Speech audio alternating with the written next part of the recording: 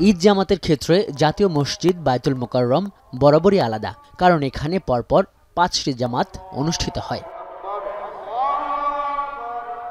ঈদের দিন ভোর থেকে মোটামুটি ৪-৫ ঘন্টা ধরে মুসল্লিদের এই সমাগমের চিত্রও তাই চেনা। এখানে সবাই যে সময় মেপে এসেছেন তা নয়, কেউ ঘরের পাশের মসজিদের জামাত ধরতে পারেননি, আবার কেউ এসেছেন অনেক দূর থেকে জাতীয় মসজিদের বিরাট জামাতে অংশ নেবেন বলে।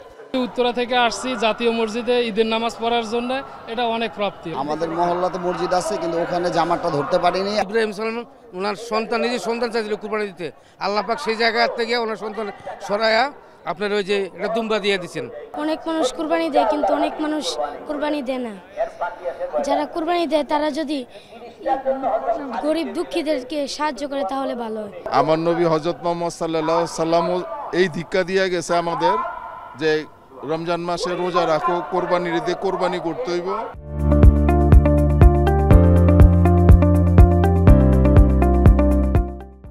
ঈদুল আজহার এই জামাতে শুরু থেকে শেষ পর্যন্ত একই রকম ভিড় ছিল তা নয়, তবে নিরাপত্তা ছিল কিন্তু কড়াকড়ি নয়। নতুন পাঞ্জাবি, পরিপাটি সাজ, সঙ্গে খুশবুর ঘ্রাণ। বাবার হাত ধরে মসজিদের তপ্ত হয়ে ওঠা প্রাঙ্গণ অতিক্রম করছিল যারা, আনন্দ ছিল তাদের মুখেও। কথা হলো কলকাতার 2 বাঙালি মুসলিম ছাত্রের সঙ্গে।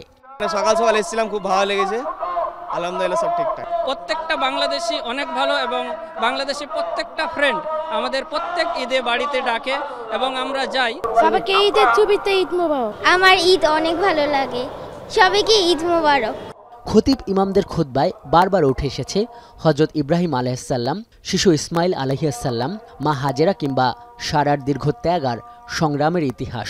আগত মানুষেরাও ত্যাগের জুলাইয়ের স্মৃতিতে ফিরতে চেয়েছেন এই কুরবানির সুতো ধরে।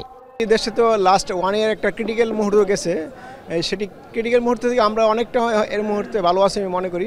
আমাদের এই গণ উত্থানের মূল মাকসাদ ছিল বৈষম্য থাকবে না, সকল মানুষ তার ন্যায্য অধিকার পাবে, এটাই আমাদের আসল উদ্দেশ্য ছিল। 5ই আগস্ট বা জুলাই মাসে যেই ধরনের ত্যাগ তিতিক্ষার মাধ্যমে নতুন বাংলাদেশ আমরা আশা করেছিলাম, সেই আশা মনে হয় না পূরণ হবে। ঘুরে ফিরে দেখা যাচ্ছে একই রকম, তারপরও আমরা আশাবাদী, দেখা যাক সামনে কি হয়। প্রতিটি জামাতের পর দোয়া ও মোনাজাতে দেশ ও জাতির কল্যাণ কামনায় আল্লাহর কাছে নতশিরে আবেদন করেন শহরের বিভিন্ন প্রান্ত থেকে আসা মুসল্লিরা। দেশ ও রাজনীতির জন্য ভিন্ন প্রেক্ষাপটের এই ঈদেও মানুষেরা তাদের অপূর্ণ আকাঙ্ক্ষার কথা বললেন। তারা বললেন, 1000 বছর ধরে এই দিনটিতে ত্যাগের ইতিহাসের যে চর্চাটা হয় সেটা এবার বাস্তবে প্রতিফলিত হোক জাতীয় ও রাজনৈতিক জীবনে। জাতীয় মসজিদ বায়তুল মোকাররম থেকে আজহার লিমন, এখন ঢাকা।